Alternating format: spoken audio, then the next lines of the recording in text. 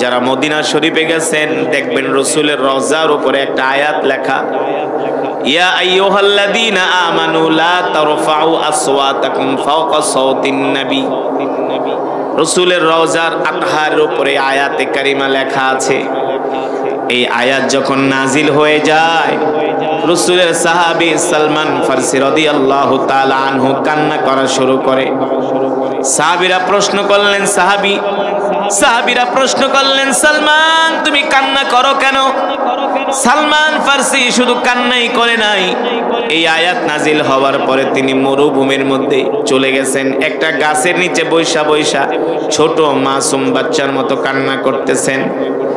তাকে মদিনায় পাওয়া যায় না। আল্লাহ নবী জিজ্ঞেস করলেন, আমার সাহাবী সালমান কোথায়? তাকে পাওয়া যাচ্ছে না। সাহাবীরা খুঁজতে খুঁজতে যেয়ে দেখলেন সালমান ফারসি মরুভূমির একটা গাছের নিচে বৈশা বৈশা কান্না করতেছে। সালমান ফারসিকে ডাকা হলো। সাহাবীরা জিজ্ঞেস করলেন, ভাই সালমান তুমি কান্না করো কেন? সালমান ফারসি বলেন, আজকে আল্লাহ তাআলা কোরআনুল কারীমের যে আয়াত নাজিল করেছেন, ইয়া আইয়ুহাল্লাযীনা আমানু লা তারফাউ আসওয়াতাকুম ফাওকা সাওতিন নবী ওয়া লা তাজহারু লাহু বিল কওলি কাজহরি বা'দিকুম লিবা'দিন আন তাহবাতা আ'মালুকুম ওয়া আনতুম লা তাশউরুন। এই আয়াতে কারিমার মধ্যে আল্লাহ তাআলা বলতেছেন, মুমিন সাবধান, ঈমানদারেরা সাবধান, তোমরা তোমাদের নবীর সামনে জোরে কথা বলবা না, উচ্চ আওয়াজে কথা বলবা না, যাতে তোমাদের নবীর আওয়াজের চাইতে যাতে তোমাদের আওয়াজ বড় না হয়। যদি নবীর আওয়াজের চাইতে তোমাদের আওয়াজ বড় হয় তাহলে আমি আল্লাহ বরদাস্ত করব না, ঠিক কিনা বলে? কিন্তু সালমান ফারসি তার বয়স হয়েছিল 250 বছর। কত বছর? জোরে বলেন। এখনো তিনি কালেমা পড়ে মুসলমান হয় নাই। বয়স হয়েছিল 250 বছর সালমান ফারসি। এটা ইসলাম গ্রহণ করার পরের ঘটনা। কিন্তু সালমান ফারসির বয়স হয়েছিল 250 বছর। সালমান ফারসি যখন কথা বলতেন তার গলার আওয়াজ একটু বড় ছিল। দেখবেন কিছু মানুষ আছে আস্তে কথা বললেও জোরে শোনা যায়, আছে না? সালমান ফারসির গলার আওয়াজ ছিল এমন, আস্তে বললেও জোরে শোনা যেত। এই কারণে সালমান ফারসি আয়াত নাজিল হওয়ার পরে ভয়ে কান্না করতেছেন, আমি যদি আল্লাহ রসুলের সামনে কথা বলি আর নবীজির আওয়াজের চাইতে যদি আমার আওয়াজ বড় হয়ে যায় তাহলে তো আল্লাহ বরদাস্ত করবে না, বেয়াদবি হয়ে যাবে, ঠিক কিনা বলে? দেখেন সাহাবীরা আল্লাহর কোরআনের আয়াতকে কিভাবে ভয় পেত, কিভাবে তারা আল্লাহর কোরআনকে মানত, কিভাবে আল্লাহর কোরআনকে ভালোবাসতো, ঠিক কিনা বলেন? অথচ আল্লাহ তাআলা বলছেন তোমরা সুদের ধারে কাছেও যেও না। ইয়া আইয়ুহাল্লাযীনা আমানু লা তাকুলুর রিবা, তোমরা সুদের ধারে কাছেও যেও না। অথচ বাংলাদেশের ম্যাক্সিমাম ঘরের মধ্যে সুদের ব্যবসা চলে, ঠিক কিনা বলেন? হারাম ব্যবসা চলে কি চলে না? অথচ এমন একটা আয়াত নাজিল হওয়ার পরে রাসূলের সাহাবী সালমান ফারসি ভয় পেয়ে গেলেন। এই সালমান ফারসি যার বয়স হয়েছিল 250 বছর, 150 বছর তিনটা ধর্ম পালন করেছেন তিনি, 3টা ধর্ম 150 বছর, 50 বছর পালন করেছেন খ্রিস্ট ধর্ম, 50 বছর পালন করেছে ইহুদি ধর্ম, 50 বছর তিনি মূর্তি পূজা করেছেন, 3টা ধর্ম তিনি 150 বছর পালন করেছেন। তার বয়স হয়েছিল মোট 250 বছর। কত বছর? 250 বছর হয়েছিল তার মোট বয়স। 3টা ধর্ম পালন কইরা কোন ধর্মের মধ্যেই মজা পায় না। এই সালমান ফারসির বাড়ি মক্কায়ও না, মদিনায়ও না, তার বাড়ি হলো পারস্যে। কোথায়? তিনি ছিলেন পারস্যের অধিবাসী, মক্কার কোনো মানুষ না, মদিনারও কোনো মানুষ না, তার বাড়ি হলো রোম, পারস্যে। সালমান ফারসির বাবা ছিলেন অনেক বড় একজন ব্যবসায়ী, বিজনেসম্যান। একদিন সালমান ফারসির বাবা বলে, বাবারে যাও তুমি আমার ব্যবসাটা দেখে আসো। এই কথা বলার পরে সালমান ফারসি ঘর থেকে বের হলেন বাবার ব্যবসা দেখার জন্য। রাস্তা দিয়ে হেঁটে হেঁটে যাচ্ছেন, দেখেন একটা গির্জার মধ্যে কিছু খ্রিস্টানরা বৈশা বৈশা ইনজিল শরীফের তেলাওয়াত করতেছে। সালমান ফারসি ওই গির্জার মধ্যে ঢুকলেন, ঢুইকা খ্রিস্টানদের ইনজিল শরীফের তেলাওয়াত শুনলেন, যাকে বলা হয় বাইবেল, যাকে বলা হয় বাইবেল, ইনজিল শরীফের তেলাওয়াত শুনলেন। তিনি দেখলেন ইনজিলের তেলাওয়াত ভালোই লাগে, কিন্তু যিনি পাদ্রী, খ্রিস্টানদের যিনি পাদ্রী, খ্রিস্টানদের যিনি ধর্মগুরু, তার কাছে মানুষ আইসা আইসা হাদিয়া দিয়া যায়। হাদিয়া, হাদিয়া বোঝেন তো? বলে, ও পাদ্রী, তোমার কাছে হাদিয়াগুলো দিলাম, তুমি মানুষদের মাঝে দান করবা, তুমি নিজেও খাবা। সালমান ফার্সি বলেন, পাদ্রীর কাছে মানুষগুলো হাদিয়া দিয়া যায়, ওই হাদিয়াগুলো পাদ্রী মাটির মধ্যে গর্ত করে মাটির কলসের মধ্যে ঢুকায় রাখে, নিজে খায়, মানুষদেরকে খাওয়ায় না। আমার সন্দেহ লাগলো, এই ধর্ম যদি সত্য ধর্ম হয়ে থাকে, এই ধর্মের আলেম এমন মানুষের সাথে ধোঁকাবাজি করতে পারে না। ঠিক কিনা বলেন? কোন একটা আলেমের দোষ পাইলে আপনারা পুরা এলাকা সয়লাভ হয়ে যায়। ঠিক কিনা বলেন? কালো কাপড়ে যতই দাগ লাগুক দেখা যায়, আমার গায়ে সাদা পাঞ্জাবি আছে, একটু জোর লাগলে 10 হাত দূর থেকে দেখা যাবে। ঠিক কিনা বলেন? কিন্তু আপনাদের গায়ে যদি কালিও মাখেন দেখা যাবে। সালমান ফার্সি বলেন, এই খ্রিস্ট ধর্ম যদি সত্য ধর্ম হতো, তাহলে এই আলিম কখনো এই 2 নাম্বারই করতে পারে না, মানুষের মাল আত্মসাৎ করতে পারে না। সালমান ফার্সি ওই পাদ্রীকে বলেন, পাদ্রী, মানুষ আপনার কাছে হাদিয়া দিয়া যায় মানুষদেরকে দেওয়ার জন্য, আর আপনি নিজে আত্মসাৎ করেন, মানুষদেরকে দেন না। তার মানে আপনিও সঠিক না, আপনার ধর্ম সঠিক না। ঠিক কিনা বলেন? ধর্ম সঠিক, আপনিও সঠিক না, আপনার ধর্ম সঠিক না। সত্যি করে বলে, এর চাইতে আরো সুন্দর কোন ধর্ম আছে কিনা? এ পাদ্রী, আপনি আমাকে চেনেন না, আমার পরিচয় জেনে নেন। আমি 50 বছর মূর্তি পূজা করছি, 50 বছর ইহুদি ধর্ম পালন করছি, 50 বছর খ্রিস্ট ধর্ম পালন করেছি, কোন ধর্ম আমার কাছে মজা লাগে না। আপনি সত্যি করে বলেন, এর চাইতে আরো সুন্দর কোন ধর্ম আছে কিনা? এবার পাদ্রী এদিক সেদিক তাকায়া দেখে কোনো মানুষ নাই।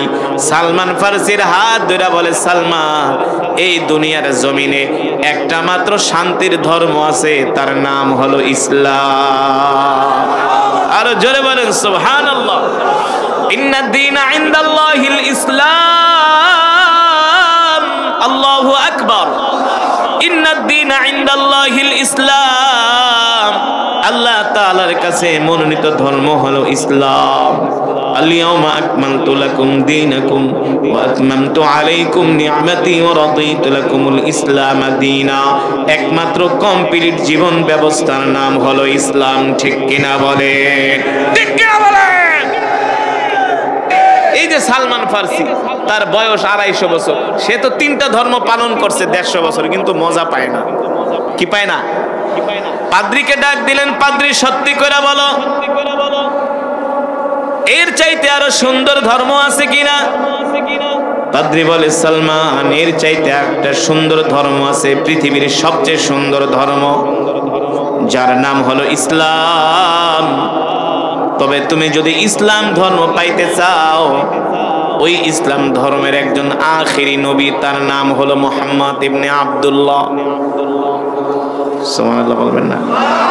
যার নাম হলো মুহাম্মদ ইবনে আব্দুল্লাহ। যদি তাকে পেতে চাও সালমান, তুমি রোম পারস্যে পাবা না। তাকে পেতে হলে তোমাকে যেতে হবে খেজুর বৃক্ষের দেশে। কোথায়? তোমাকে যেতে হবে খেজুর বৃক্ষের দেশে, তোমাকে যেতে হবে মরুভূমির দেশে, তোমাকে যেতে হবে পাথরের দেশে। মরুভূমির দেশ, খেজুরের দেশ, পাথরের দেশ কোন দেশ? মক্কাতুল মুকাররমা। ঠিক কিনা বলে? তোমাকে যেতে হবে মক্কায়। ও মুসলমান, দেখেন সালমান ফার্সি এবার ওই পাদ্রীকে বলে, সত্যি করে বলে, আমি কিভাবে যাব মক্কায়?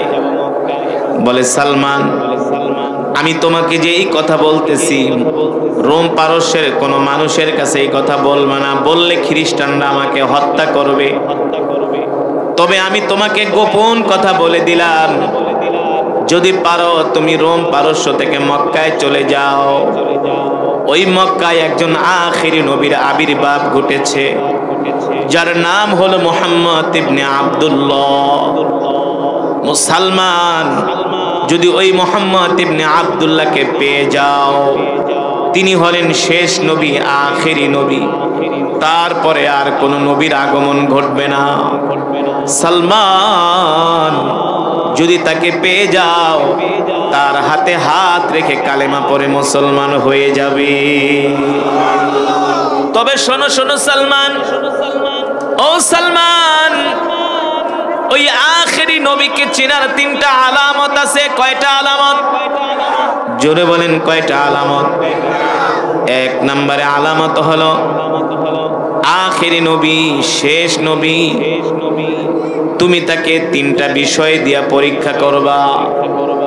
1 নম্বরে তুমি তাকে পাওয়ার পরে কিছু সৎকার মাল দিবা। যদি সৎকার মাল খায় তাহলে বুঝবা সে সত্য নবী না, কারণ পয়গম্বররা কখনো সৎকার মাল খেতে পারে না। 2 নম্বরে তাকে হাদিয়া দিবা। যদি হাদিয়ার মাল গ্রহণ করে তাহলে বুঝবা সত্য নবী। আর 3 নম্বরে তার ডান বাহুর মধ্যে একটা গোস্তের টুকরা থাকবে, সেই টুকরার মধ্যে আল্লাহ তাআলা একটা শেষ নবীর সিল মেরে দিবে। আল্লাহু আকবার। এই সিল দেখে, মোহরাঙ্কিত সিল দেখে বুঝে নিবা তিনি শেষ পয়গম্বর। তারপরে আর কোন নবীর আগমন ঘটবে না। তবে সালমান, যদি তুমি রোম পারস্য থেকে মক্কায় যেতে চাও, তোমাকে প্রথমেই যেতে হবে সিরিয়ার রাজধানী দামেস্কে। কোথায়? মক্কা থেকে একদল ব্যবসায়ী কাফেলা ব্যবসা করার জন্য তারা সিরিয়াতে আসে। ওই কাফেলার যদি সঙ্গী হতে পারো তাহলে তুমি মক্কায় যেতে পারবা। সালমান, আর দেরি করবা না, যাও যাও, বাড়ি থেকে বাপমার থেকে বিদায় নিয়ে তাড়াতাড়ি করে সিরিয়ার রাজধানী দামেস্কে চলে যাও। এখন গরমের মৌসুম, আরবের ব্যবসায়ীরা ব্যবসা করার জন্য সিরিয়াতে আসছে। এই কথা শোনার পরে সালমান ফার্সি দৌড়ায়া চলে গেলেন বাড়িতে। যায়া তার মাকে ডাকলেন, বাবাকে ডাকলেন। মা বাবাকে ডেকে বলে, মা, আমাকে বিদায় দিয়া দাও, আমি আর রোম পারস্যে থাকবো না। সালমান ফার্সির মা বলে, বাবা রে, কেন রোম পারস্যে থাকবা না? বলে, মা, শেষ জামানায় একজন নবীর আবির্ভাব ঘটেছে, যার নাম হলো মুহাম্মদ ইবনে আব্দুল্লাহ। আমি সেই নবীর কাছে যাব, সেই নবীর হাতে হাত রেখে কালেমা পড়ে আমি মুসলমান হয়ে যাব। আমরা 3 দিনের জন্য তাবলিগ জামাতে যেতে চাই না, 40 দিনের জন্য তাবলিগ জামাতে যেতে চাই না, দ্বীনের কোনো কাজ করতে চাই না। আর সালমান ফার্সি এবার মা বাবা পরিবার পরিজন ছাড়তেছেন একমাত্র দ্বীনের জন্য। কিসের জন্য? দ্বীনের জন্য। আমরা তো গরু খাওয়া মুসলমান, আমরা ইসলামের কাজ করতে চাই না, দ্বীনের কাজ আমরা করতে চাই না, আল্লাহ ওয়ালার মজমায় যেতে চাই না, ওলামায়ে কেরামের কাছে যেতে চাই না। নিজেকে আমরা অনেক বড় পণ্ডিত মনে করি, ঠিক কিনা বলেন? দেখেন সালমান ফার্সি রাদিয়াল্লাহু তাআলা আনহু মার থেকে বাবার থেকে বিদায় নিয়ে এবার মক্কার উদ্দেশ্যে রওনা দিবে। সালমান ফার্সির মা বাবা ডেকে বলে, বাবা রে, তোকে আমরা এত আদর কইরা বড় করছি, মানুষ করছি, মা বাবাকে ছাইরা মক্কায় চলে যাবি, মায়ের জন্য কি মায়া লাগে না? বাবার জন্য কি মায়া লাগে না? সালমান ফার্সি বলে, মা, যেই নবীর কথা আমি শুনেছি সেই নবী হলো শেষ নবী, আখিরি পয়গম্বর, রহমাতুল লিল আলামিন। আল্লাহু আকবার। জোরে বলেন আল্লাহু আকবার। একজন মাই জানে একটা সন্তানকে গর্ভে ধারণ করা কত কষ্ট। ওই মার থেকে যখন সালমান ফার্সি বিদায় নেয়, মা কান্না করে দিয়া বলে, বাবারে আমাদেরকে ছেড়ে তুই মক্কায় যাইস না, তোকে ছাড়া আমরা থাকতে পারবো না, বাঁচতে পারবো না। সালমান ফার্সি বলে, মা তোমরা আমাকে ছাড়া যেমন বাঁচতে পারবা না, আমি আল্লাহর পয়গম্বর আখেরি নবীকে ছাড়াও বাঁচতে পারবো না। জোরে বলেন আল্লাহু আকবার।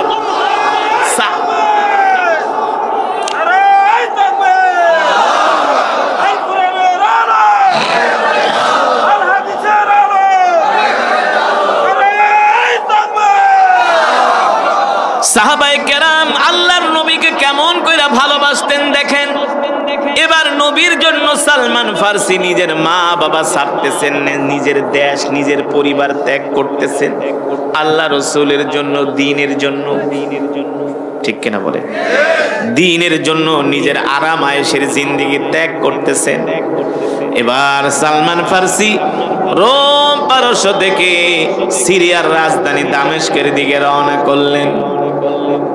সেই 1450 বছর আগের ঘটনা। আধুনিক কোনো রাস্তাঘাট ছিল না। ঘোড়ার পিঠে চড়ে, উটের পিঠে চড়ে মরুভূমির মধ্যে জার্নি করে করে, সফর করে করে তিনি সিরিয়ার রাজধানী দামেস্কে পৌঁছালেন। যে জিজ্ঞেস করলেন, এ দামেস্কবাসীরা, মক্কা থেকে কোন ব্যবসায়ী কাফেলারা ব্যবসা করার জন্য আসছে, তাদের কাছে আমাকে নিয়ে যাও। সালমান ফার্সি রাদিয়াল্লাহু তাআলা আনহুকে ওই ব্যবসায়ী কাফেলার যিনি সরদার ছিলেন তার কাছে নিয়ে যাওয়া হলো। সালমান ফার্সি ওই ব্যবসায়ী কাফেলাকে বলে, ভাই তোমরা কি মক্কা থেকে আসছো? বলে, আমরা মক্কা থেকে আসছি। তোমার বাড়ি কোথায়? বলে, আমার বাড়ি হলো রোম পারস্যে। তুমি রোম পারস্যের মানুষ হইয়া মক্কায় কেন যাবা? বলে, ভাই আমি শুনেছি মক্কায় নাকি একজন আখিরি নবীর আবির্ভাব ঘটেছে, যার নাম হলো মুহাম্মদ ইবনে আব্দুল্লাহ। আল্লাহু আকবার। আমি ওই নবীর কাছে যাব, সেই নবীর হাতে হাত রেখে কালেমা পড়ে মুসলমান হয়ে যাব। আল্লাহু আকবার। আরবের যিনি ব্যবসায়ী কাফেলার সরদার ছিলেন, তিনি ছিলেন ইহুদি, আল্লাহ রাসূলের দুশমন। কে পাইছে একটারে, যেমনক বুঝায় বাজায় আমাদের সাথে নিয়ে নাও। বলে, শোনো, তোমাকে আমরা মক্কায় নিয়ে যাব, শর্ত হলো আমাদেরকে মোটা অঙ্কের উপঢৌকন দিতে হবে। সালমান ফার্সি বলে, ভাই আমি গরিবের ছেলে না, আমি বড় লোকের ছেলে। এই ব্যাগ ভর্তি আমি দিনার দিরহাম নিয়ে আসছি, যা লাগে নিয়ে যাও, নিয়ে যাও। তার বিনিময়ে তোমরা আমাকে মক্কায় নিয়ে আল্লাহ রাসূলের কাছে পৌঁছে দাও। আরবের ব্যবসায়ীরা বলে, ব্যবসা করে আর কত লাভ করব? এই লোকটাকে যদি আমরা সাথে করে নিয়ে যাই, মক্কায় নিয়ে তাকে আমরা গোলাম হিসাবে বাজারে বিক্রি করে দিব। তারা পরামর্শ করতেছে, ওকে আমরা মুহাম্মদের কাছে দিব না, কারণ মুহাম্মদ হলো আমাদের দুশমন, আমাদের শত্রু। দেখতে শুনতে গোলাম অনেক সুন্দর, বড় লোকের ছেলে, সাথেও অর্থবিত্ত আছে। সালমান ফার্সির থেকে সব অর্থগুলো নিয়ে গেলেন। নেওয়ার পরে ওই ব্যবসায়ী কাফেলারা সালমান ফার্সিকে সঙ্গী করে তারা মক্কার উদ্দেশ্যে রওনা দিলেন। সালমান ফার্সিকে ঠিকমতো খাবার দাবার দেয় না, ঠিকমতো তার আহার দেয় না।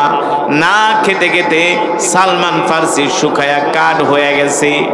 এবার সফর করে করে যখন সিরিয়ার রাজধানী দামেস্ক থেকে পৌঁছালেন মক্কায়, সালমান ফার্সি বলে, এ ব্যবসায়ী কাফেলার সরদার, আমাকে আল্লাহর পয়গম্বর মুহাম্মদ সাল্লাল্লাহু আলাইহি সাল্লামের কাছে পৌঁছে দাও। ব্যবসায়ী কাফেলার যিনি সরদার ছিলেন তিনি বললেন, সালমান তুমি জানো না, তুমি যার কাছে আসছো সে হলো আমাদের শত্রু, আর শত্রুর কাছে তোমাকে আমরা দিতে পারি না, তোমাকে আমরা বাজারে নিয়ে গোলাম হিসাবে বিক্রি করে দিব। সালমান ফার্সি বলে, ভাই আমার সাথে এই আচরণ করো না, আমি আমার মা বাবা ছেড়ে, পরিবার পরিজন ছেড়ে রোম পারস্য থেকে মক্কায় আসছি একমাত্র আল্লাহর নবীকে পাওয়ার জন্য, আল্লাহর নবীকে পাওয়ার জন্য। আমার সাথে বেঈমানি করো না, আমাকে কষ্ট দিও না, আমার মনে অনেক দুঃখ। আমি আমার আয়েশি জিন্দেগি ত্যাগ করেছি ইসলাম পাওয়ার জন্য। তোমাদেরকে তো আমি মোটা অঙ্কের উপঢৌকন দিয়েছি, আমাকে কেন গোলাম হিসাবে বিক্রি করবা? আমাকে আল্লাহ রাসূলের কাছে পৌঁছে দাও। এই কথা বলার পরে ব্যবসায়ী কাফেলার যিনি সরদার সালমান ফার্সির গালের ভিতরে একটা চটকানা মারলেন, এক থাপ্পড় মারলেন, বলে কথা বলবি না, কথা বললে জানে মেরে ফেলবো। এই কথা বলে সালমান ফার্সির দুই হাত বাঁধলেন, দুই পা বাঁধলেন। এবার বেঁধে সালমান ফার্সিকে মক্কার বাজারে নিয়ে গেলেন। মক্কার বাজারে নেওয়ার পরে যে সালমান ফার্সিকে দেখে সেই পছন্দ করে। দেখতে গোলাম অনেক সুন্দর, মনে হয় ভালো কোনো পরিবারের ছেলে। কত টাকা চাও? তত টাকার বিনিময়ে, যত দিরহাম দিনার চাও তার বিনিময়ে আমরা গোলামকে কিনে নিব। মোটা অঙ্কের বিনিময়ে সালমান ফার্সিকে গোলাম হিসাবে বিক্রি করে দিলেন। আরবের ব্যবসায়ী কাফেলার সরদার সালমান ফার্সির সাথে বেঈমানি করলেন। সালমান ফার্সি বলে, ভাই আমার সাথে বেঈমানি করো না, আমাকে আল্লাহর নবীর কাছে পৌঁছে দাও। বলে, বেটা মুহাম্মদ হলো আমাদের দুশমন, আমাদের বাপ দাদার দুশমন, ওই মুহাম্মদের কাছে তুমি যাইবা, আমরা সেটা কোনোদিন মেনে নিব না। বলেন নাউজুবিল্লাহ। এবার সালমান ফার্সিকে গোলাম হিসাবে বিক্রি করে দিলেন মক্কার বাজারে। সালমান ফার্সিকে যিনি ক্রয় করে নিলেন মোটা অঙ্কের বিনিময়ে, তিনি ছিলেন আরাক ইহুদি। এবার সালমান ফার্সিকে তার বাড়িতে নিয়ে গরু চড়ায়, তার বাড়িতে নিয়ে বকরি চড়ায়, ভেড়া চড়ায়, উট চড়ায়। ও মুসলমান, বিলিনিয়ারের ছেলে, এত বড় বড় লোকের ছেলে, ব্যবসায়ীর ছেলে হলো সালমান ফার্সি। আজকে আল্লাহর দ্বীনের জন্য তিনি ছাগল চড়াইতেছেন, ঠিক কিনা বলে? তিনি বকরি চড়াইতেছেন, ভেড়া চড়াইতেছেন, সাধারণ একজন গোলামির কাজ করতেছেন একমাত্র আল্লাহর দ্বীন পাওয়ার জন্য। এত কষ্ট করে সাহাবায়ে কেরাম আল্লাহর দ্বীন পেয়েছে, ঠিক কিনা বলেন? ঘরের ভিতরে বৈশা বৈশা দিন পাওয়া যায় না। আল্লাহর দিন পেতে হলে রাস্তায় আসতে হয়, ঘাম ঝরাতে হয়, রক্ত দিতে হয়, জীবন দিতে হয় কি হয় না? রাসূলের সাহাবীরা এমন ভাবে কষ্ট করেছেন। সালমান ফার্সি বলেন, আমি দিনের বেলায় আমার মনিবের বাগানে কাজ করি, আর রাতের বেলায় আমি মক্কার গলিতে গলিতে ঘুরা ঘুরা আল্লাহর নবীকে খুঁজি, কোন জায়গায় আল্লাহর নবী আছে। সালমান ফার্সি বলে, আমি দিনের বেলায় কাজ করি আর রাত্র বেলায় আমি মক্কার গলিতে গলিতে ঘুরি, কারণ কিছু তো চিনে না, বুঝেন নাই? যার কাছে জিজ্ঞেস করে সে মিথ্যা কথা বলে। সালমান ফার্সিকে আল্লাহর নবীর কথা বলে না, অথচ সালমান ফার্সি রোম পারস্য থেকে মক্কায় আসছে আল্লাহর নবীকে পাওয়ার জন্য। হ্যাঁ, কেউ তার কাছে আল্লাহ রসুলের সন্ধান দেয় না। সালমান ফার্সি বলেন, একদিন আমি খেজুর বাগানে খেজুর পাড়তেছি, হঠাৎ করে একজন লোক আইসা বলতেছে, মক্কাবাসীরা আমাদের কপাল পুড়ে গেছে, আমাদের কপাল পুড়ে গেছে। কি হয়েছে, কি হয়েছে? আরে মুহাম্মদ ইবনে আব্দুল্লাহ আমাদের বাপ দাদার ধর্মকে মাটির সাথে মিশায় দিতেছে। কেন? মুহাম্মদ ইবনে আব্দুল্লাহর কাছে মক্কার যুবকেরা হাতে হাত রেখে কালেমা পড়ে মুসলমান হয়ে যাচ্ছে। সালমান ফার্সি বলে, আমি খেজুরের বাগানে কাজ করতেছিলাম, এই কথা শোনার পরে আমি খেজুর গাছ থেকে লাফ দিয়া জমিনে পড়ে গেলাম। আমি যুবকের পা জড়ায় ধরে বলি, আইনা মুহাম্মদ ইবনে আব্দুল্লাহ, এ যুবক বলো বলো আল্লাহর নবী কোথায় আছে? এই কথা বলার পরে ওই যুবক সালমান ফার্সিকে বলে, বেটা তুই হলি একটা গোলাম, এই গোলামি কাজ করস, এই বাগানে কাজ করস, তুই মুহাম্মদকে দিয়া কি করবি? সালমান ফার্সি বলে, ভাই আমি আল্লাহর নবীকে পাওয়ার জন্য রোম পারস্য থেকে মা বাবা ছেড়ে মক্কায় এসেছি, আল্লাহ রসুলের সন্ধান আমার কাছে দাও। বলে, না, তার সন্ধান তোমার কাছে দেওয়া যাবে না। সালমান ফার্সি কাকুতি মিনতি করার সাথে সাথে ইহুদি যুবক সালমান ফার্সির গালের মধ্যে আর একটা জোরে চটকানা বসায় দিছে। খালি মার খাইতেই আছে না, আল্লাহর দিন পাওয়ার জন্য শুধু মার খাইতে আছি। আর আমরা আল্লাহর দিন পাওয়ার জন্য কয়দিন মার খাইছি, কতটুকুন ঘাম জড়াইছি, কতটুকুন কষ্ট করছি, কতটুকুন মেহনত করছি। অথচ রসুলের সাহাবী সালমান পদে পদে ঘাটে ঘাটে শুধু অত্যাচারের শিকার হচ্ছেন, ঠিক কিনা বলেন? সালমান ফার্সিকে যখন গালের ভিতরে চর বসায় দিছে, সালমান ফার্সি বলে, ভাই একটা চটকানা না, দুইটা না, আরো দাও। আমি কষ্ট পাবো না, রাগ করব না, তার বিনিময়ে বলে দাও আল্লাহর নবী কোথায় আছে, আল্লাহর নবী কোথায় আছে বলে দাও। এবার ওই বাগানের যিনি মালিক ছিলেন তার মনিব সালমান ফার্সির মনিব বলে আমার গোলামটা ভালো মানুষ, থাক যুবককে বলে দাও কোথায় আছে মুহাম্মদ ইবনে আব্দুল্লাহ। বলে এদিকে আয়, যদি মুহাম্মদ ইবনে আব্দুল্লাহকে পেতে চাও ওই যে বাইতুল্লাহর পাশে একটা পাহাড় আছে যার নাম হলো জাবালে আবু কুবাইস। নাম কি? জাবালে আবু কুবাইসের নিচে বৈশা মোহাম্মদ তার সঙ্গীদেরকে কোরআনের আলোচনা শোনায়। যাও যাও মোহাম্মদকে দেখা আসো। সালমান ফার্সি বলে আমি আর দেরি করলাম না, আমি কিছু খেজুর নিয়ে আল্লাহ রসুলের কাছে চলে গেলাম। আল্লাহ নবীকে এক পলক দেখা মাত্রই আমি রসুলের প্রেমে পাগল হয়ে গেলাম। সালমান ফার্সি বলে আমি আল্লাহর নবীকে এক পলক দেখার সাথে সাথে এতদিন আমি যত কষ্ট করছি আমার সব দুঃখগুলো ভুলে গেছি। এবার আল্লাহ নবীকে পাদ্রী বইলা দিছে আল্লাহ রসুলকে চেনার তিনটা আলামত আছে। কয়টা? এক নম্বরে তাকে সৎকার মাল দিবা, সৎকার মাল খাইলে বুঝবা তিনি আসল নবী না তিনি ভেজাল নবী। আর যদি হাদিয়ার মাল খায় তাহলে বুঝবা আসল নবী। আর যদি তার ডান বাহুর মধ্যে খতমে নবুয়তের একটা সিল মোহর মারা থাকে তাহলে বুঝবা তিনি সত্য নবী। এবার সালমান ফার্সি আল্লাহর নবীকে কিছু খেজুর দিয়া বললেন এই খেজুরগুলো আপনার জন্য আমি সদকা এনেছি। আল্লাহ রসুল বললেন সদকা আমার জন্য জায়েজ নাই, সদকা খাওয়া আমার জন্য জায়েজ নাই, আমি সদকার মাল খাই না। আল্লাহ নবী ওই সদকার মালগুলো সাহাবীদের মাঝে বিলিয়ে দিলেন। সালমান ফার্সি বলেন আমি আবার 3 দিন পরে আল্লাহ নবীর কাছে গেলাম, যে বললাম ওগো আল্লাহর পয়গম্বর এই খেজুরগুলো আমি আপনার জন্য হাদিয়া এনেছি। আল্লাহ নবী বললেন হাদিয়া খাওয়া আমার জন্য জায়েজ। এবার নবীজি নিজে হাদিয়া খেলেন, সৎকার মাল খেলেন না, হাদিয়ার খেজুর নিজেও খেলেন, সাহাবীদের মাঝে বিলায় দিলেন। সালমান ফার্সি বলে আমার 2টা প্রমাণ হয়ে গেছে, এখন আর বাকি আছে কয়টা? একটা, আল্লাহ নবীর শরীর মোবারকের ভিতরে খতমে নবুয়তের একটা সিল আল্লাহ মাইরা দিছে। মা কানা মুহাম্মাদুন আবা আহাদিম মির রিজালিকুম ওয়ালাকিন রাসূলুল্লাহি ওয়া খাতামান নাবিয়্যিন। আল্লাহু আকবার। নবী আপনি শেষ নবী, আপনার পরে এই দুনিয়াতে আর কোন নবীর আগমন হবে? আল্লাহ নবী বলেছেন আনা খাতামুন নাবিয়্যিন লা নাবিয়্যা বাদি, আমার পরে আর কোন নবী এই দুনিয়াতে আসবে না। আল্লাহ রসুলের পরে যদি কেউ নবী দাবি করে সে হলো কাফের। ঠিক কিনা বলেন? সে কি? আমার নবীর পরে যদি কেউ নবী দাবি করে সে হলো কাফের। এই বাংলাদেশে একটা ভণ্ড হারামজাদা আছে, ওর নাম হলো গোলাম আহমদ কাদিয়ানি। জানেন? হ্যাঁ, এই গোলাম আহমদ কাদিয়ানি হারামজাদা বাথরুমে পড়ে মরছে। ওর আস্থানা আছে বকশীবাজারে। কোথায়? বকশীবাজারে।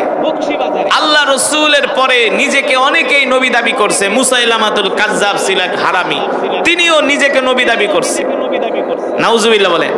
ওই পাদ্রী বইলা দিছে সালমান শুনে রাখো, শেষ জামানায় কিন্তু নিজেকে অনেকেই নবী দাবি করবে, কিন্তু আসল নবী চেনার কয়টা আলামত? 3টা আলামত। আল্লাহ রসুল হাদিয়ার মাল খেলেন, সৎকার মাল খেলেন না। সালমান ফার্সি বলে আমি 2টা প্রমাণ পেয়ে গেছি, এবার বাকি আছে। আল্লাহ রসুলের শরীরের ডান বাহুতে একটা গোস্তের টুকরার ভিতরে আল্লাহ তাআলা খতমে নবুয়তের সিল মোহর মেরা দিছে, বুঝেন না? কিন্তু সালমান ফার্সি বলে আমি ওই সিল মোহরটা কিভাবে দেখবো? আল্লাহ রসুল তো জামা পরা, কি পরা? জামা না খুললে তো আমি দেখতে পারবো না। সালমান ফার্সি বলেন আমি আল্লাহর নবীর পেছনে 1 দিন না 2 দিন না 3 দিন পর্যন্ত ঘুরলাম। আল্লাহর নবীর গায়ে খতমে নবুয়তের ওই মোহরাঙ্কিত সিলটা আমি দেখতে পারি না। আল্লাহ নবী একদিন জানাজার নামাজে গেছে, সাথে রসুলের সাথে অনেক সাহাবীরা আছে, আমিও আল্লাহর নবীর পিছনে পিছনে হাঁটতেছি। আল্লাহ নবী আমাকে দেখে ডাক দিলেন তাআলাউ ইয়া শাবাব, এই যুবক এদিকে আসো। ব্যাপার কি? তুমি আমার পিছনে গুরু গুরু করো কেন? তুমি কি প্রমাণ করতে চাও আমি সত্য নবী কিনা? আমি যে সত্য নবী তুমি কি প্রমাণ দেখতে চাও কিনা? আল্লাহু আকবার, জোরে বলেন আল্লাহু আকবার। সালমান ফার্সি বলে, আপনি যে সত্য নবী আমি যে প্রমাণ করতে চাই আপনি কিভাবে জানেন? আল্লাহ নবী বলে, আমি যদি না জানি তাহলে নবী হলাম কিভাবে? ওমা ইয়ানতিকু আনিল হাওয়া ইন হুয়া ইল্লা ওয়াহয়ু ইউহা। আল্লাহু আকবার। আল্লাহ তাআলা জিবরাইলের মাধ্যমে, ওহীর মাধ্যমে আল্লাহ তাআলা তার হাবিবকে জানাই দিয়েছে। আল্লাহু আকবার। জিবরাইল এসে বলে, নবীজি ওই যে আপনার পিছনে যে যুবকটা ঘুরতেছে ওনাকে ডাক দিয়ে আপনি আপনার খতমে নবুয়তের সিলটা দেখায় দেন। এবার আল্লাহ নবী ডাক দেয়া বলে, এদিকে আসো, দেখো আমি সত্য নবী। এই যে সত্য নবীর প্রমাণ আমার শরীরের মধ্যে। এই সিল দেখার পরে সালমান ফার্সি বলে, আমি আর দেরি করলাম না, আল্লাহ রসুলের হাতে হাত দিলাম, আল্লাহ নবীর হাতে চুমা দিয়া বললাম, ওগো নবীজি আপনি আমাকে চিনেন না, আমার পরিচয়ও জানেন না, আপনি আমাকে চিনেন না, আমার পরিচয়ও জানেন না, আমি কিন্তু মক্কার কোনো মানুষ না। আল্লাহ নবী জিজ্ঞেস করলেন, তুমি কোত্থেকে আসছো? বলে, আমি আসছি রোম পারস্য থেকে। কেন আসছো? বলে, আমার বাড়ি হলো রোম পারস্যে, আমার বয়স হলো 250 বছর। ওগো নবীজি আমি 3টা ধর্ম পালন করছি, 50 বছর ইহুদি ধর্ম, 50 বছর খ্রিস্ট ধর্ম, 50 বছর আমি মূর্তি পূজা করছি, কোন ধর্মের মধ্যে মজা পাই নাই। আমি খ্রিস্টান পাদ্রীদের কাছে শুনেছি শেষ জামানায় একজন নবীর আবির্ভাব হবে যার নাম হবে মুহাম্মদ ইবনে আব্দুল্লাহ।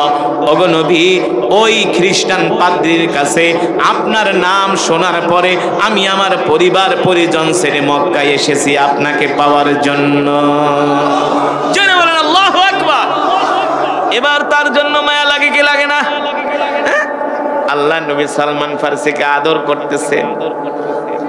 এবার পাশে সাহাবীরা বসে আছেন, ওমরের মতো সাহাবী, আবু বকরের মতো সাহাবী। এবার হযরত সালমান ফার্সি তার জীবনী বলতেছেন, নবীজি আল্লাহ রসুল জিজ্ঞেস করে, তুমি রোম পারস্য থেকে মক্কায় কিভাবে আসলা? বলে, আমি রোম পারস্য থেকে সিরিয়ার রাজধানী দামেস্কে আসছি, ওখান থেকে একটা ব্যবসায়ী কাফেলার সাথে আমি মক্কায় আসছি। আমার কাছে যত অর্থবিত্ত ছিল সব আমি তাদেরকে দিয়া দিছি। আমার থেকে অর্থ নেওয়ার পরে তারা আমার সাথে বেঈমানি কইরা মক্কার বাজারে নিয়ে আমাকে গোলাম হিসাবে বিক্রি করে দিছি। নবীজি দেখেন তারা আমার উপর কেমন অত্যাচার করেছে, আমার শরীরে তারা আঘাত করেছে, সেই আঘাতের চিহ্নগুলো আল্লাহ নবীকে দেখাইতেছে। আল্লাহ নবী বলে, সাহাবী সালমান তুমি দিন পাওয়ার জন্য এত কষ্ট করছো, ইসলাম পাওয়ার জন্য এত কষ্ট করছো। আল্লাহ রসুলের চোখ দিয়ে ঝরঝর করে পানি পড়তেছে, সাহাবায়ে কেরাম কান্না করতেছে। হযরত ওমরের মতো সাহাবী সালমান ফার্সি এই ঘটনা শুনে কান্না করতেছে। আল্লাহু আকবার। তিরমিজির বর্ণনায় আসছে, মাঝে মাঝে হযরত ওমর সালমান ফার্সিকে ডাক দিয়া বলতো, সালমান তুমি তোমার ইসলাম ধর্ম গ্রহণের ঘটনাটা আমাদেরকে শোনাও, কারণ এই ঘটনাটা এত লোমহর্ষক ছিল, এত কষ্ট ছিল, এত অবর্ণনীয় ঘটনা ছিল যে সালমান তার মা বাবা ছেড়ে, পরিবার পরিজন ছেড়ে, আত্মীয় স্বজন ছেড়ে, নিজের আয়েশি জিন্দেগি, আরামের জিন্দেগি বাদ দিয়া ইসলামের জন্য তিনি ত্যাগ স্বীকার করেছেন। ঠিক কিনা বলেন? ঠিক কিনা বলেন? এবার সালমান ফার্সি বলে, গো আল্লাহর নবী আমি তো মক্কায় আসছি আপনাকে পাওয়ার জন্য, যেহেতু আপনাকে পায়া গেছি, এখন আপনাকে ছাড়া তো আমার আর ভালো লাগে না, আপনি আমাকে ইহুদির কাছ থেকে মুক্ত করে আপনার কাছে নিয়ে আসেন। আল্লাহ নবী কয়, ঠিক আছে যাও, ইহুদিকে যায় বলো কিসের বিনিময়ে তোমাকে আমার কাছে মুক্ত করব, আমি তাই দিয়া তোমাকে আজাদ করে নিয়ে আসবো, মুক্ত করে নিয়ে আসবো। আল্লাহু আকবার। দেখেন আল্লাহ রসুল সাহাবীদেরকে কত ভালোবাসেন, সুবহানাল্লাহ বলেন। এবার সালমান ফার্সি ইহুদিরে যায় বলে, ইহুদি কিসের বিনিময়ে তুমি আমাকে মুক্ত করবা বলো। কিন্তু ইহুদি মনে মনে ভাবে, সালমান ফার্সির মতো এত ভালো গোলাম আমি কোনোদিন, কারণ কোনো মিথ্যা কথা বলে না, আমানতের খেয়ানত করে না, দেখতে শুনতে সুন্দর, আমানতদার, ভদ্র। ভদ্র তো হবে, সে তো আল্লাহ রসুলের সাহাবী, সে তো সাধারণ কোনো মানুষ না। ঠিক কিনা বলেন? সাধারণ কোনো মানুষ না, এমন মানুষ কোত্থেকে পাবে? ইহুদি বলে এত দিরহাম হইলে আমি তোমাকে মুক্ত করব। সালমান ফার্সি আল্লাহ রসুলের থেকে আইনা দেয় দিরহাম, ইহুদি মুক্ত করে না। মানে সালমান ফার্সিকে সে ছাড়তে রাজি না, চায় না, কারণ এমন গোলাম সে পাবে না এত বিশ্বস্ত। এবার এক এক দিন এক এক তাল বাহানা করে সালমান ফার্সিকে মুক্ত দেওয়ার, কিন্তু মুক্তি করে না, মুক্ত করে না। শেষ পর্যন্ত ইহুদি বলে, সালমান তোমাকে আমি মুক্ত করতে পারি, একটা শর্ত আছে। তোমার নবী মুহাম্মদকে যায় বলবা, আমাকে যদি 600 খেজুরের বিচি দিয়া গাছ লাগায়া যদি 600 খেজুরের চারা উঠায় দিতে পারে, তার বিনিময়ে আমি তোমাকে মুক্ত করব। তবে শর্ত হলো খেজুরের বিচি লাগাতে হবে আর ওই বিচি থেকে সাথে সাথে গাছ উঠতে হবে। আপনারাই বলেন, একটা খেজুরের বিচি লাগালে কি সাথে সাথে গাছ ওঠে? এটা কি দুনিয়ার কোন মানুষের পক্ষে সম্ভব? সম্ভব? সম্ভব কার পক্ষে? কার পক্ষে? আল্লাহ রসুল টেনশনে পড়ে গেলেন, কিভাবে এটা সম্ভব? 600 খেজুরের বিচি লাগাইলে কি গাছ উঠবে নাকি সাথে সাথে? মানে ইহুদি হইলো শয়তান, সে কোনোভাবে সালমান ফার্সিকে ছাড়বে না। আল্লাহ তাআলা জিব্রাইলকে পাঠিয়েছে, জিব্রাইল যাও, আমার হাবিবকে ইহুদি বিভ্রান্ত করার জন্য, লজ্জা দেওয়ার জন্য যেই চক্রান্ত করতেছে, আমি ইহুদির চক্রান্ত নস্যাৎ করে দিব। আমার রসুলকে বলো খেজুরের বিচি লাগাইতে, আমি আল্লাহ আমার কুদরত দিয়া গাছ উঠাই দেব। এটা রসুলের বরকত। ওমা আরসালনাকা ইল্লা রাহমাতাল লিল আলামিন। আল্লাহু আকবার বলেন। এবার সালমান ফার্সিকে আল্লাহর নবী ডাক দিলেন, সালমান যাও যাও, ইহুদিকে যে বলো 600 খেজুরের বিচি রেডি রাখতে। 600 খেজুরের বিচি দিয়ে আমি মাটির ভিতরে পুইতা গাছ উঠায়, যদি গাছ উঠে তাহলে তোমাকে মুক্ত করবে কিনা তুমি জিজ্ঞেস করো ইহুদির কাছ থেকে। সালমান ফার্সি যায় বলে, ইহুদি আল্লাহর নবী আমাকে তোমার কাছে পাঠাইছি, যদি 600 খেজুরের বিচি মাটির মধ্যে পোতার পরে গাড়ার পরে যদি গাছ ওঠে তুমি আমাকে মুক্ত করবে কিনা? ইহুদি বলে, সালমান এতদিন তোমার সাথে যাই বলেছি না বলেছি, আর তোমার সাথে মিথ্যা কথা বলবো না, এবার তোমাকে মুক্ত করে দিব। আল্লাহর নবী বললেন, ঠিক আছে সালমান, ইহুদিকে বলবা 600 খেজুরের দানা রেডি রাখতে, বিচি রেডি রাখতে, আমরা 2 দিন পরে ইহুদির বাড়িতে আসব। ঠিক আল্লাহর নবী সাহাবীদের একটা জামাত নিয়া সালমান ফার্সি সহ 2 দিন পরে ইহুদির বাড়িতে গেলেন। আল্লাহর নবী যায় বলেন, সালমান ইহুদির কাছ থেকে খেজুরের বিচিগুলো নিয়ে আসো। এবার ইহুদির কাছ থেকে যখন খেজুরের বিচিগুলো চায়, ইহুদি কি করছে, ওই খেজুরের বিচিগুলো আগুন দিয়া জ্বালায় দিছে। কি করছে? আগুন দিয়ে যদি খেজুরের বিচি জ্বালায়, সেই খেজুরের বিচি থেকে কোনোদিন গাছ ওঠে? সম্ভব? আপনারা কোনোদিন পোড়া বিচি দিয়া কোনো গাছ লাগাইলে কোনোদিন হয় এটা শুনছেন? মানে ইহুদি কোনোভাবে সালমান ফার্সিকে মুক্ত, আর আল্লাহর নবীও ইহুদির কাছে রাখবে না। ইহুদির বাচ্চায় কি কোনোদিন আল্লাহ রসুলের সাথে পারবে?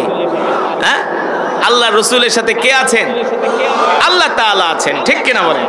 তিনি তো হাবিবুল্লাহ, আল্লাহর দোস্ত। সুবহানাল্লাহ বলেন। ইমামুল আম্বিয়া, সমস্ত নবীদের ইমাম, সাইয়্যিদুল মুরসালিন, খাতামুন নবীন। এবার ইহুদি যখন খেজুরের বিচিগুলো আগুন দিয়ে পুড়িয়ে ফেলেছে, সালমান ফার্সি এই কথা শোনার পরে কান্না করতেছে, কয় না, আমার কপালে আর কোনোদিন আল্লাহর নবীর কাছে যাওয়া হবে না, কারণ পোড়া খেজুরের বিচিতে গাছও হবে না, আর আমি কোনোদিন মুক্ত। সালমান ফার্সি ছোট বাচ্চার মতো কান্না করতেছে। আল্লাহ নবী ডাক দিছে, লিমা তাবকি ইয়া সালমান, এ সালমান কান্না করো কেন? সালমান ফার্সি বললে, ওগো নবীজি দেখেন, মা বাবা সাইরা আপনার কাছে আসছি, ইহুদি এখন আমাকেও আপনার কাছে যেতে দিবে না। বলে, কি হয়েছে?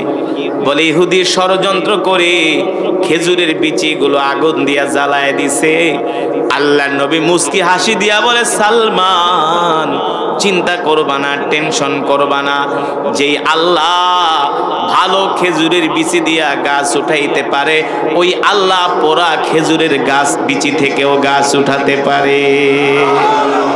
চিন্তা করো কেন এ সালমান, চিন্তা করো কেন? তুমি চিন্তা করো না, ইহুদিকে যা বলো পোড়া খেজুরের বিচিগুলো দিতে।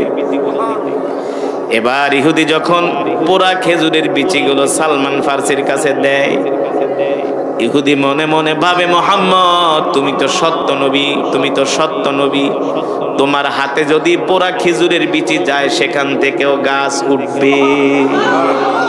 ইহুদি বলে, তোমার হাতে যদি পোড়া খেজুরের বিচি যায় সেটা থেকেও গাছ উঠবে, আমি বিশ্বাস করি, কারণ তুমি নবী। তোমাকে নবী বলে স্বীকার করি না, কিন্তু তুমি যে আল্লাহর নবী এর মধ্যে কোনো। এবার ইহুদি থরথর করে কাঁপতেছে, সালমান ফার্সির কাছে পোড়া খেজুরের বিচিগুলো দিয়ে দিছে। এবার সালমান ফার্সি ওই খেজুরের বিচি নিয়ে আল্লাহর নবীর কাছে আসছে। আল্লাহ রসুল বলে, সাহাবীরা তোমরা গর্ত করতে থাকো। কি করতে থাকো? তোমরা গর্ত করতে থাকো। এবার সাহাবীরা গর্ত করতেছেন। আল্লাহর নবী বলে, সাহাবীরা আমি খেজুরের বিচিগুলো লাগাবো, কিন্তু তোমরা পিছন দিকে তাকাবা না, তাকানো নিষেধ, শুধু সামনের দিকে যাবা। গর্ত করে করে সামনের দিকে আগাবা, পিছনের দিকে কেউ তাকাবা না।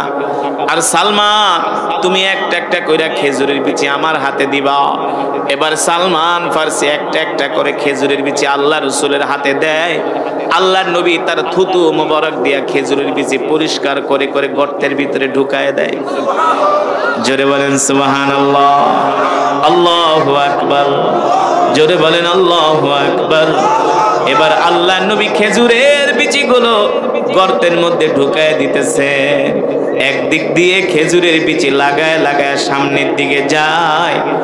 এক প্রান্ত থেকে অপর প্রান্ত যাওয়ার সাথে সাথে ওই খেজুরের বিচি থেকে গাছ ওঠা শুরু করেছে। জোরে বলেন আল্লাহু আকবার। নারে তাকবীর। ইসলামের শত্রুরা, ইসলামের শত্রুরা, নারে তাকবীর। ওই পোড়া খেজুরের বিচি থেকে এবার গাছ ওঠা শুরু হয়ে গেছে। আল্লাহর নবী বলে, ইহুদি দেখ গাছ উঠছে কিনা। ইহুদি বলে, মুহাম্মদ আমি তো জানি তুমি সত্য নবী, আমি জানি তুমি সত্য নবী। তুমি ভালো খেজুরের বিচি লাগাইলো গাছ উঠতো, আর পোড়া খেজুরের বিচি লাগালেও গাছ উঠবে, এটা আমি ভালো করেই জানি। কারণ তুমি দুনিয়ার কোনো সাধারণ মানুষ নও, তুমি হলে আল্লাহর পয়গম্বর। আল্লাহু আকবার। সেই খেজুর থেকেই, খেজুরের গাছ থেকেই খেজুর হয়, যেই খেজুরের নাম হলো আজওয়া খেজুর। আজওয়া খেজুর দেখছেন কেমন? পোড়া পোড়া, ছাই ছাই, মাটি মাটি না? কারণ ওই যে খেজুরের বিচি তো পুড়ে ফেলেছে। আল্লাহ তাআলা বলে, হাবিব ইহুদির কাছে আমি আপনাকে লজ্জিত হতে দিব না, কারণ আপনি হলেন রহমাতুল লিল, আপনি হলেন আমার নবী, আমার পয়গম্বর। ইহুদি খেজুরের বিচি আগুন দিয়ে পরে ফেলেছে, তাতে কি হয়েছে? আমি রব তো আপনার সাথে আছি, আমি আল্লাহ আপনার সাথে আছি। আল্লাহু আকবার। ও মুসলমান, সেই রসুলের উম্মত আমরা, সেই নবীর উম্মত আমরা। আজকে আমরা সেই নবীর উম্মত হইয়া সেই রসুলের সুন্নত আমরা মানি না। রসুলের সুন্নত আমাদের ঘরে নাই। মা বোনেরা আপনারা শুনতেছেন যে রসুলের ঘটনা এতক্ষণ পর্যন্ত বললাম, ওই আল্লাহ রসুল বলেছেন, মান আহাব্বা সুন্নতি ফাকাদ আহাব্বানি ওয়া মান আহাব্বানি কানা মাই ফিল জান্নাহ। আমার যে উম্মত আমার সুন্নতগুলো পালন করবে, আমার সুন্নতগুলো জিন্দা করবে, আমার সুন্নত অনুযায়ী চলবে, আমি নবী তাকে সাথে করে আল্লাহর জান্নাতে নিয়ে যাব। আল্লাহ রসুলের সুন্নতগুলো কি? আফসুস সালাম। আমরা এক মুসলমান আর এক মুসলমানকে সালাম দিব, ঠিক কিনা বলেন? আজকে আমাদের সমাজ থেকে সালামের প্রচলন উঠে গেছে। আমরা এখন আর মুসলমানকে সালাম দেই না, ঠিক কিনা বলেন? সালাম দিলেও আমরা সালামের উত্তর নেই। সালাম দেয় আসসালামু আলাইকুম, কথা নাই, নিচের দিকে তাই কাক না, না রাসূলের সুন্নাহ হলো আপনাকে যখন সালাম দিবে আসসালামু আলাইকুম ওয়া রাহমাতুল্লাহ, আপনি একটা মুস্কি হাসি দিয়ে বলবেন ওয়া আলাইকুমুস সালাম ওয়া রাহমাতুল্লাহি ওয়া বারাকাতুহু। ঠিক কিনা বলেন? আল্লাহর রাসূল বলছেন উম্মত তোমরা বেশি বেশি করে সালাম দাও। যখন আমরা ঘরে ঢুকবো, ঘরে ঢোকার সাথে দরজায় যাই আগে মাকে সালাম দিব না? মাকে সালাম দিব আসসালামু আলাইকুম, বাবাকে আগে সালাম দিব আসসালামু আলাইকুম, চাচাকে আগে সালাম দেব আসসালামু আলাইকুম। বর্তমানে বাংলাদেশের মুসলমানরা এক মুসলমান আর এক মুসলমানকে সালাম দিতে চায় না। তবে বাংলাদেশে একটা সালামের মৌসুম আছে, সিজন আছে। কি আছে? সিজন। ওই মৌসুম, ওই সিজন আইলে ঠিকই সালাম দেয়। ওই সময়ের কাটা আর আকাটা বোঝে না। ঠিক কিনা বলেন? ওই মৌসুম কবে? নির্বাচন। নির্বাচন কোন সময়? আমি সিলেটে এক মাহফিলে যাচ্ছি, হবিগঞ্জে একটা হোটেলে ভাত খেতে ঢুকবো, দেখি কিছু যুবক খাবার খাচ্ছি, খাওয়ার ভিতরে আয়েশা সালামু আলাইকুম, সালামু আলাইকুম। সালামের কত স্টাইল, কেউ কে আসসালামু আলাইকুম, কেউ আসসালামু আলাইকুম। সালামটাও ভালো করে দিতে জানে না, বুঝেন নাই? সালামটাও পারে না সহি করে দিতে, এমন গরু খাওয়া মুসলমান। তা আমি খাওয়া দাওয়া শেষ কইরা জিজ্ঞেস করলাম ব্যাপার কি, এত জোরে জোরে সালাম দাও, সালাম তো ভালোই শিখছো। হুজুর দোয়া করেন, আমগো এলাকায় কয়দিন পরে চেয়ারম্যানই নির্বাচন, আমরা এই চেয়ারম্যানের পক্ষ থেকে আসছি প্রচারণা করতে। তো চেয়ারম্যান সাহেব আমাকে শিখাই দিছে যারে পাবি তারই সালাম দিবি, কাডা আর আকাডা নাই। বুঝেন নাই? কাডা আর আকাডা নাই, যারে পাবি পাইকারি দরে সালাম দিবি। তাই সালাম দেওয়ার একটা মৌসুম আছে, নির্বাচন না। নির্বাচনের সময় শুধু সালাম না, মুসলমান প্রত্যেকটা সময় এক মুসলমান আর এক মুসলমানকে পাইলেই সালাম দিবে। ঠিক কিনা বলেন? সন্তান বাবাকে সালাম দিবে, সন্তান মাকে সালাম দিবে। মা বোনেরা শুনতেছেন, ঘরের বউ শাশুড়িকে সালাম দিবে, ঘরের বউ শ্বশুরকে সালাম দিবে। ঠিক কিনা বলেন? স্ত্রী স্বামীকে সালাম দিবে, স্বামী স্ত্রীকে সালাম দিবে। আর এখন সালাম তো দূরের কথা, ফোন দিয়া খালি ধমকায়। ঘরের দরজা যায়, আল্লাহ রাসূলের সুন্নত হলো ঘরের দরজা যে আগে সালাম দাও, আসসালামু আলাইকুম, সালাম দাও। কি এর সালাম? ঘরের দরজা যায় খোলস না, খোলস না, কি করস? এটা আল্লাহ রাসূলের সুন্নত নয়। ঠিক কিনা বলেন? মৃদু ভাষায় সালাম দিতে হবে, আসসালামু আলাইকুম, একটু দরজাটা খোলো, একটু দরজাটা খোলেন। ঠিক কিনা বলেন? এটা হলো রাসূলের সুন্নাহ। আমরা আজ থেকে রাসূলের এই সুন্নতগুলো মানব তো ইনশাআল্লাহ, মানব তো ইনশাআল্লাহ। দ্বিতীয় নম্বরে আতুইমুত তাআম, আল্লাহ নবী বলছেন তোমরা ক্ষুধার্তদেরকে খাবার দাও। আমেরিকা পৃথিবীর সুপার পাওয়ার, এই পৃথিবীর সুপার পাওয়ার, যাদের এত ক্ষমতা এত শক্তি, তারা চাইলে যে কোনো সময় যে কোনো দেশে অ্যাটাক করতে পারে, আক্রমণ করতে পারে। ঠিক কিনা বলেন? তবে কি আমার রবের চেয়ে কি আমেরিকার ক্ষমতা বেশি, পাওয়ার বেশি, শক্তি বেশি? এই কারণে পাকিস্তানের জাস্টিস আল্লামা তাকি ওসমানী বলেছিলেন, আমেরিকা তুমি এই দুনিয়ার সুপার পাওয়ার হতে পারো, কিন্তু তোমার চাইতে আমার রবের পাওয়ার আরো বেশি। ঠিক কিনা বলেন? সেই রবের জবানের কালাম আমি তেলাওয়াত করেছি, সেই রবের কোরআন আমি তেলাওয়াত করেছি। আপনারা শুনেছেন, হৃদয়ের কান দিয়ে শুনেছেন। আমি কোরআনুল কারীমের তেলাওয়াত করেছি, আপনারা শুনেছেন। যদি হৃদয়ের কান দিয়ে শুনে থাকেন, এক এক হরফে 10টি করে নেকি পেয়েছেন। কয়টা করে নেকি? 10টি করে নেকি। অনেকেই কোরআন পড়তে পারে না, আছে কি আছে না? এই সমাজের ম্যাক্সিমাম মুসলমান কোরআন পড়তে পারে না, কিন্তু কিছু মুসলমান আছে ওরা কোরআন শুনতেও আসে না। ওরা আবু জেহেলের চেয়ে নিকৃষ্ট। ঠিক কিনা বলেন? আবু জেহেল ঈমান আনে নাই, তারপরও আবু জেহেল আল্লাহ রসুলের কোরআন শুনতে আসতো। কিন্তু এই জমিনে কিছু মুসলমান আছে যাদের ঈমান থাকা সত্ত্বেও নামাজও পড়ে না, কোরআনও পড়ে না, কোরআনের মজমায়ও তাদেরকে দেখা যায় না। তাদেরকে পাওয়া যায় চায়ের দোকানে, না? তাদেরকে পাওয়া যায় বাংলা সিনেমা দেখার আড্ডায়।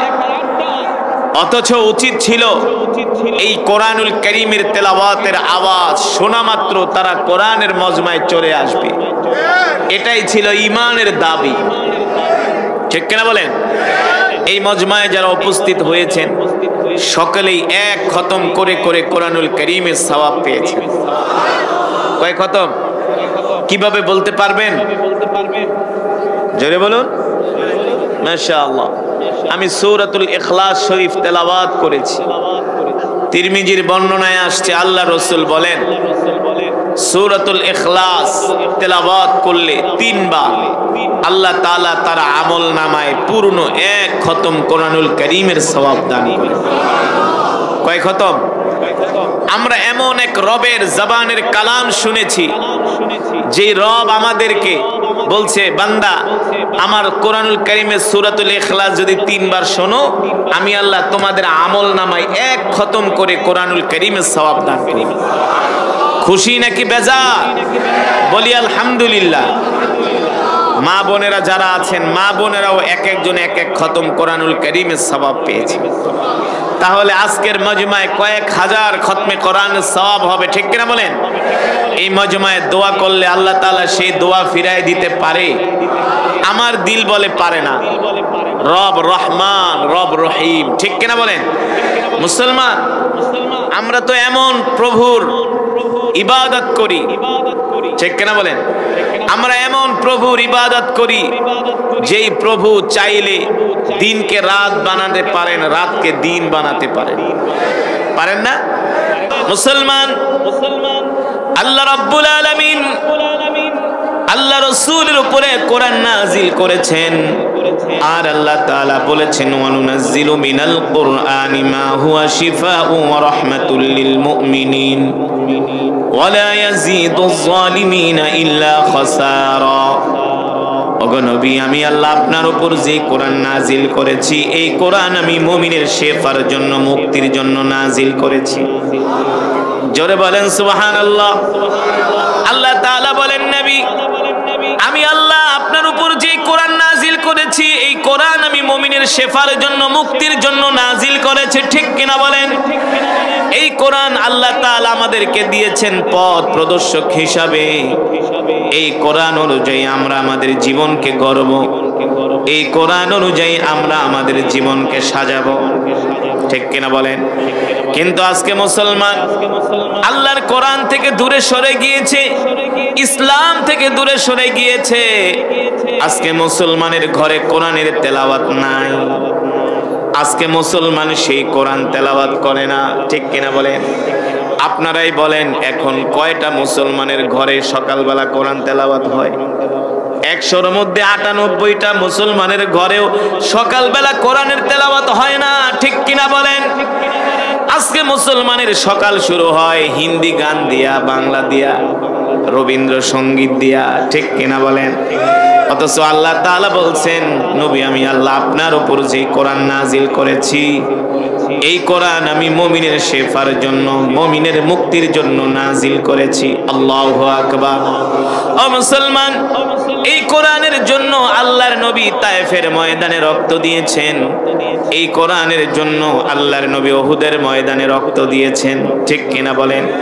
এই কোরআনের জন্য আল্লাহ রাসূলের অগণিত সাহাবারা জীবন দিয়েছেন এই কোরআনের জন্য।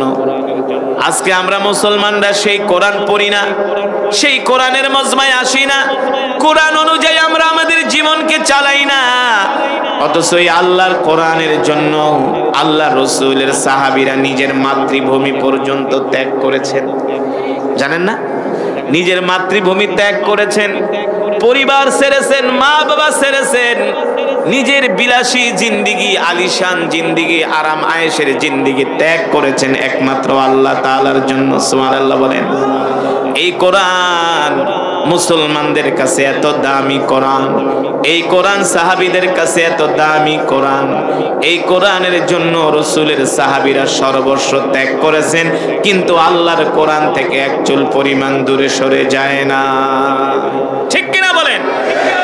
রাসূলের একজন সাহাবী ছিলেন, তার নাম হলো সালমান ফার্সি। নাম শুনছেন? হ্যাঁ, নাম কি? সালমান ফার্সি রাদিয়াল্লাহু তাআলা আনহু।